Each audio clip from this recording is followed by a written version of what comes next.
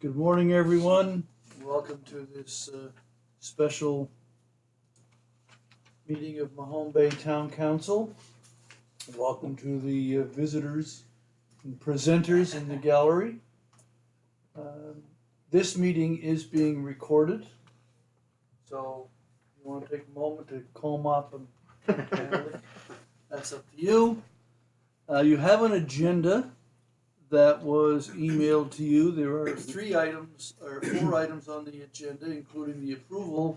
And I would note that if there is anything that comes up during our discussions this morning that would be better discussed in a closed session, an in-camera session, then we will hold the in-camera until after the agenda items are completed, which would be the normal scenario.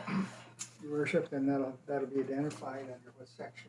Well, at the time that the decision is made to go in camera, the session would be determined under the MGA that is being quoted. Okay. You have the agenda. What is the wish of council? Move the agenda be approved. Second. Moved and seconded by Councillor Bain. All in favor? Motion's carried. Let's go to item number 1. Year-to-date review of the 2019-20 capital projects. There is documentation that was emailed to you on the subject, and we will turn it over to the CAO. Thank you, Mr. Mayor. So in this case, because we're in a special meeting, a little different from a regular council session, I'm not just going to skip right to the recommendation, which in this case is just to accept the report for information. The purpose of this report is really to encourage discussion, questions council may have, get some direction on some projects that are mid-year, at least in terms of how we amend the budget for 2021 accordingly. So my thought was that we would go through the projects that are listed and just kind of talk about them in turn. Obviously, I singled out a few major projects for which there are updates, but before that, I thought it makes sense maybe just to cover off the other ones. So there's a reference there to the appendix I can skip down to if anyone has any questions, which is just a regular year-to-date that you get once a month. You guys received it October 24th. There haven't been changes to it since October 24th, but I just wanted to make sure that everyone had a chance.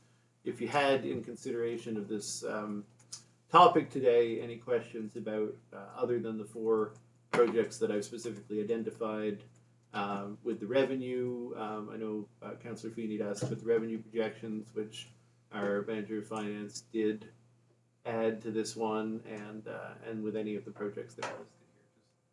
Just questions or comments or anything before we talk about the 4 projects that I uploaded.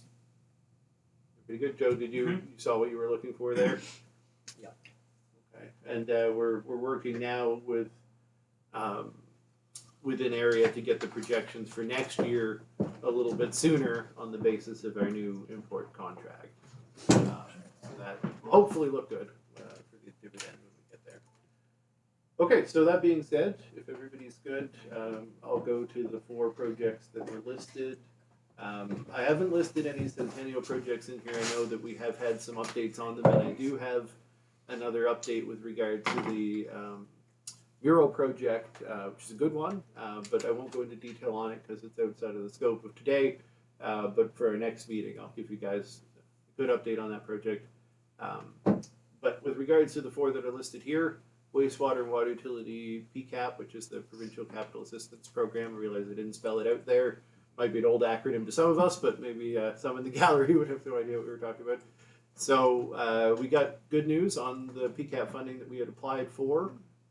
Staff were already moving on that and had contracted a report from CBCL on effluent options, and that came back with a pretty clear recommendation for a favorite option to meet our dechlorination requirements. And so what we're looking at there is an option that, as we expected, you know, if we actually could implement one of these options this year, that it probably would take the whole budget for this project. What we didn't really expect is that we'd be in a position to implement one this year. As you can see from the UV pricing, which is the option we kind of initially imagined, we would have been looking at another $250,000 project next year. But because the parasitic acid is within the budget for what we've received already, staff feeling is we should proceed with that and change our plans with diagnostics. So does anybody have any thoughts about the recommendation there? So my question was, I mean, it was a pretty clear recommendation, but given that the parasitic acid was described as a relatively unknown procedure, I mean, it hasn't been demonstrated at length. I'm just wondering about the relative merits of the more expensive option versus a better known one versus the less expensive, less well known. Well, we did have about a dozen follow-up questions to CBC Elements report, and as timing would have it, after I sent this out to you, between this meeting and now, they've gotten back to us responding to those questions in a way that we felt was satisfactory. So, I mean, there is, with any kind of new option, there is going to be a little bit of a, like, there's, you know, only a couple of suppliers, that type of issue. I think that we'll see more of it from here is what we're anticipating, because everybody's now being pushed to meet this dechlorination target. So, you know, there's just not a lot of municipalities worrying that much about the dechlorination process with their waste at the moment. But in the next 2 years, we all have to close this gap. And so, you know, these are the options that everybody's looking at. That being said, you know, it is a relatively new option. And even though we're satisfied that we can make it work adequately, there's a little bit more risk in that than going with the UV, which is well proven, but, you know, quite a larger scope. It seems to me that the theme between a lot of these initiatives is the small amount of funding that we're receiving from the province relative to our original assumptions.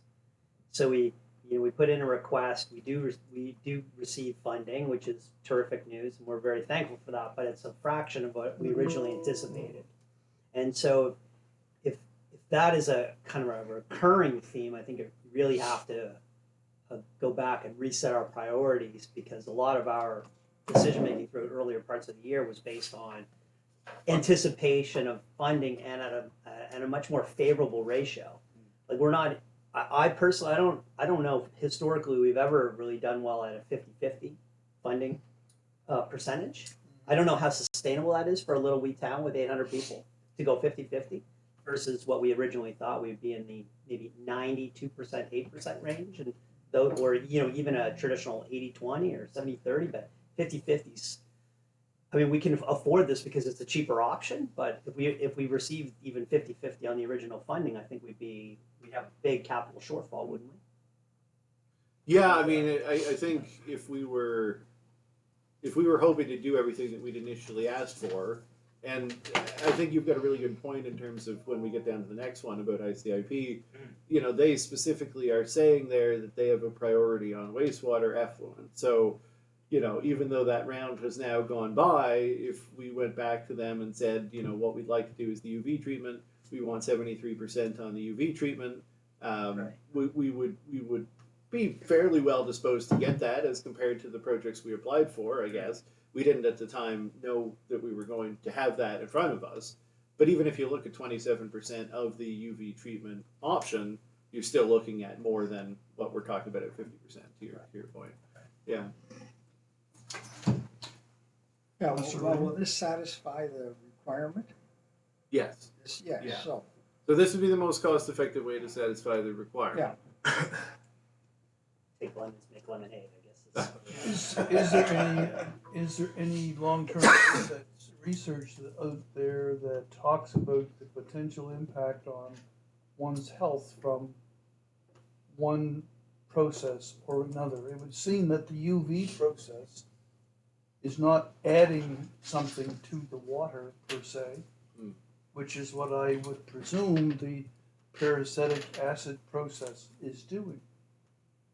So what's the potential for health problems as a result of one system versus the other?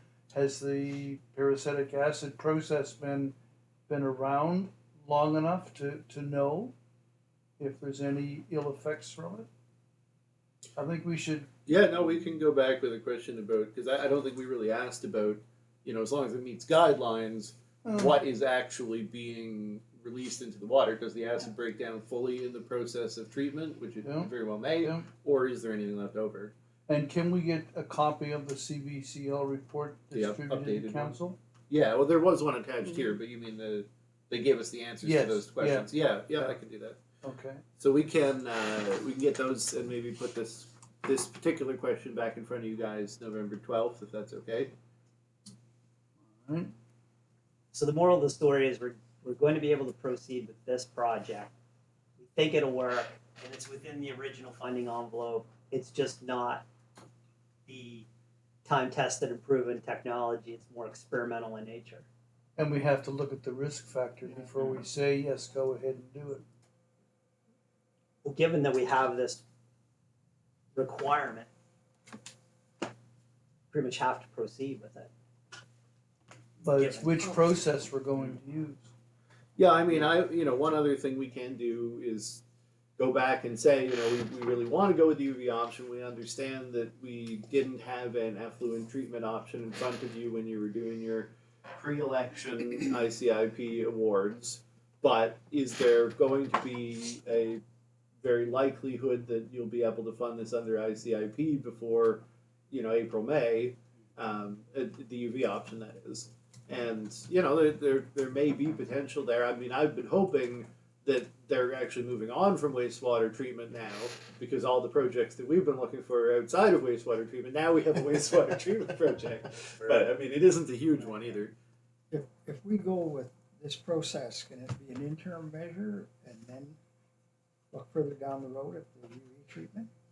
I mean, that's Or possible, just- but I think or we just should. stuck with it? I think we should just. Well, I'm agreeing with that, but Yeah. I'm just saying, if it comes back, that this is what's available now, it's within guidelines, and we get a satisfactory report. I mean, do we proceed with that? The price is within budget. But then, can we jump to a newer, more favorable treatment, in our opinion, depending on, of course, information we get?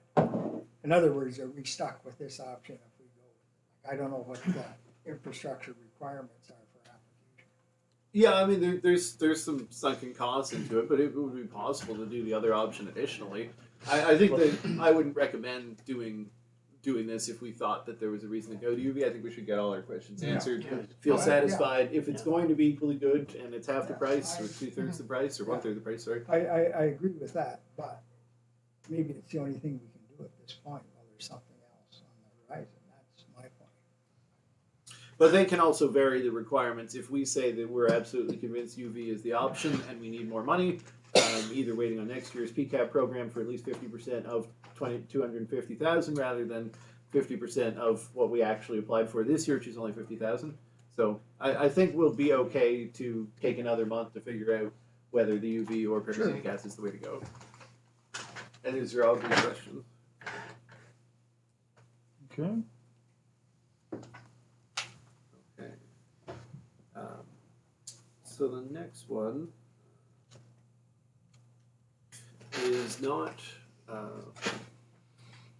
project that we are depending on external funding for, which I guess is good news and bad news because it still means we're paying for everything ourselves, but we always were expecting to be paying for everything ourselves in this case.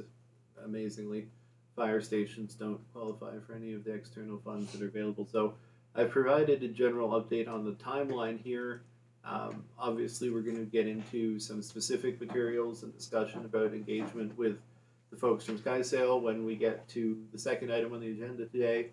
But before we do that, I did want to, I guess we've had one meeting, as is noted there, with the fire department as stakeholders and talking about communication of the project.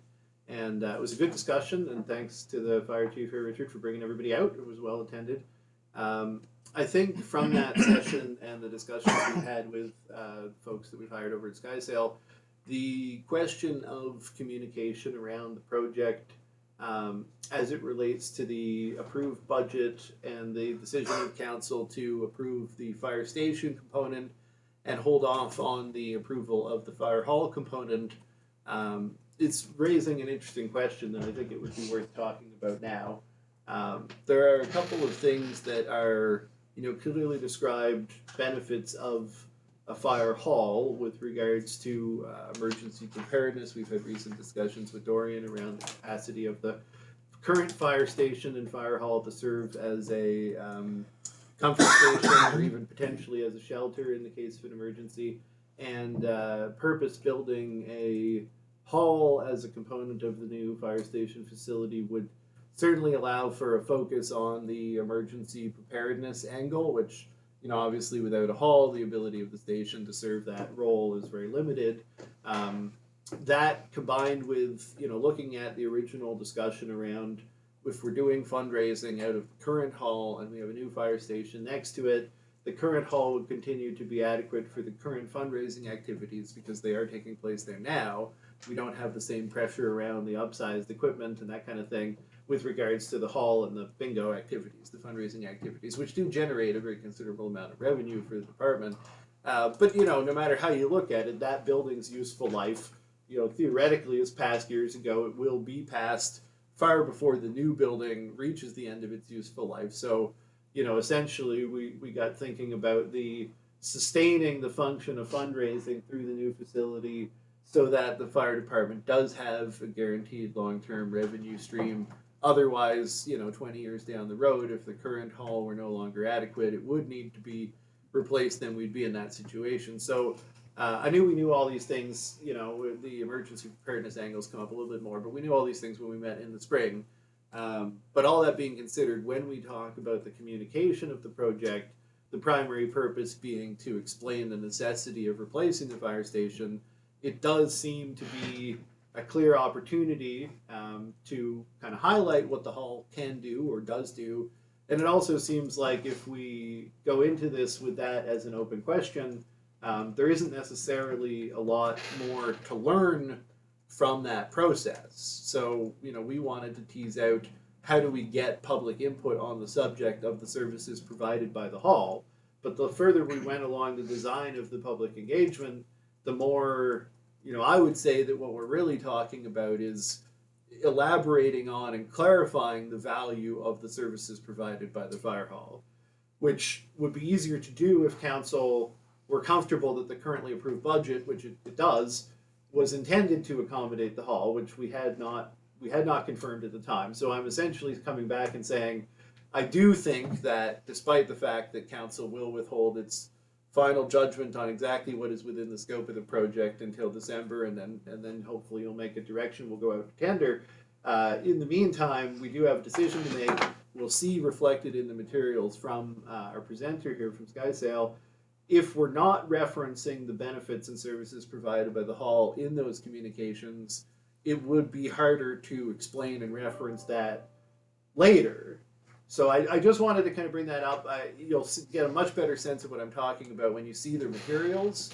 But other than the update that's provided there, I did want to see if there was any feedback on that, because it has been a few months since we last talked about the budget, which again is, we'd approved the budget based on a quotation that did include a hall, but we had not confirmed that potentially could be used otherwise, such as for a town office adjunct on the building, which we also had a quote of an additional $1 million, but that really is a separate discussion.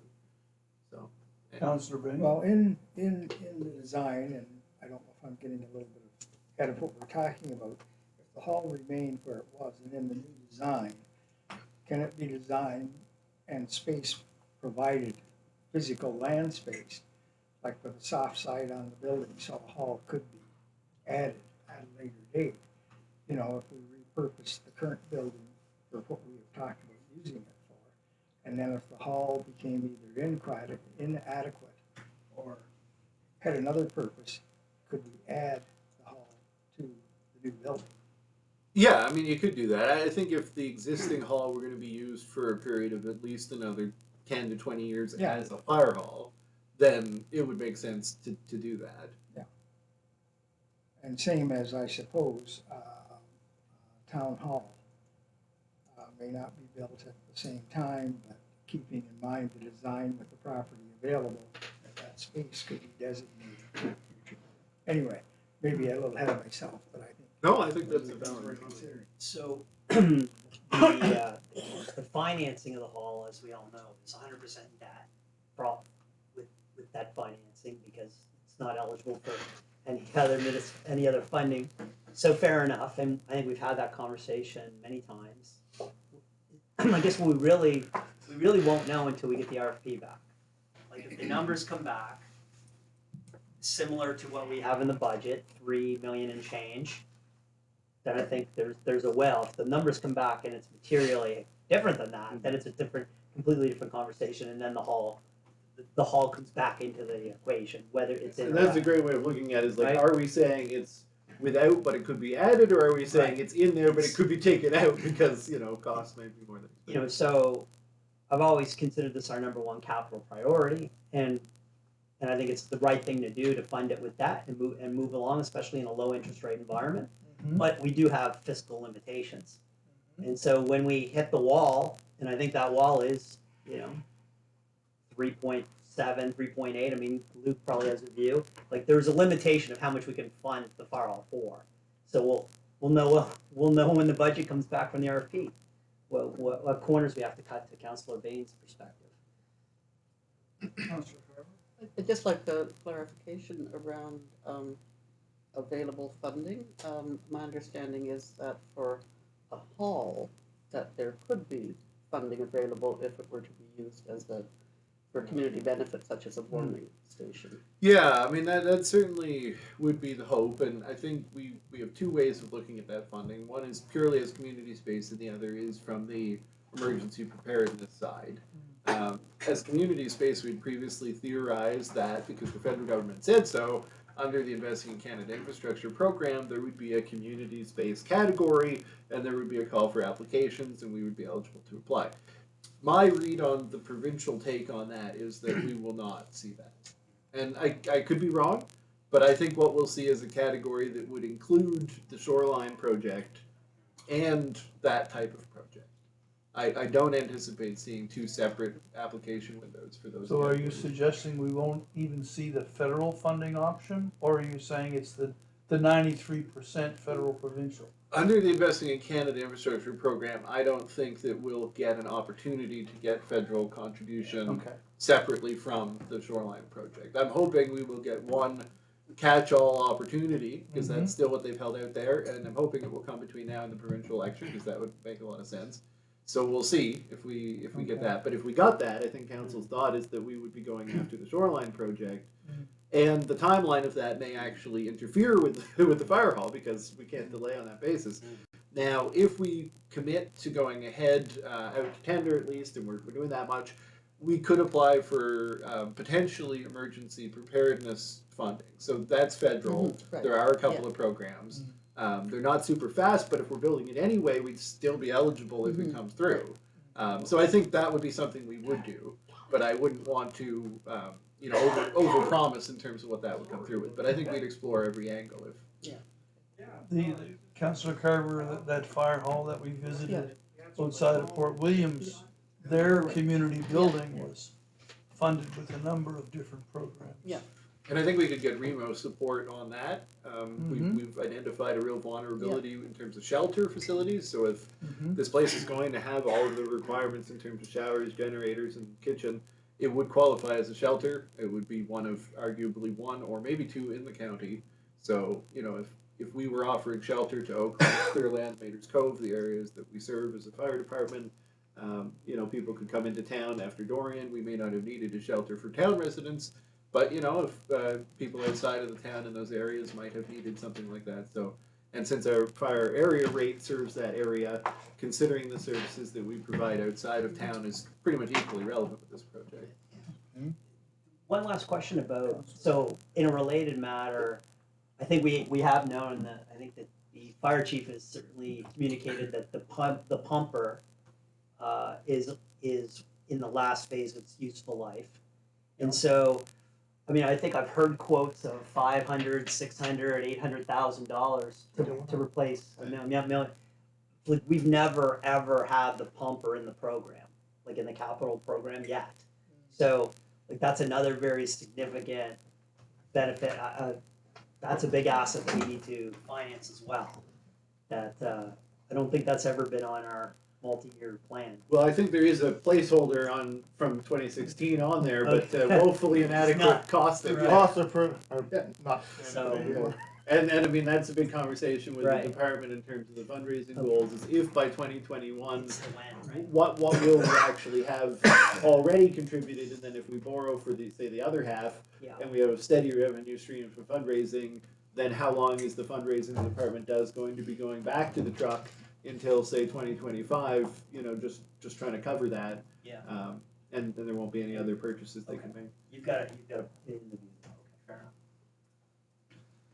So just to close the loop on this one, what we're proposing is that after we have the communications plan presentation, the council may decide to leave the fire hall, fire station question as to be determined.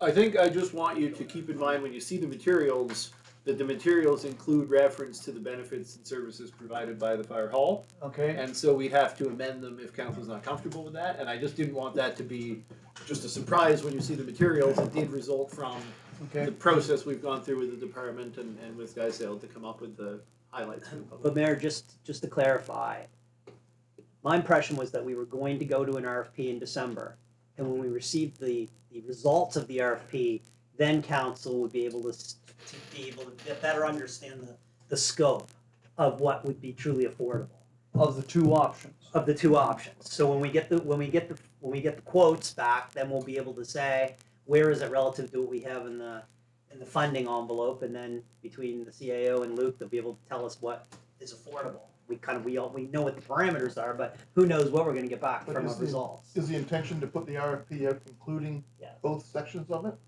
Well, yeah, I think, The Joe, that's station what's and really the being hall. asked for right now, is if we have put out public communications,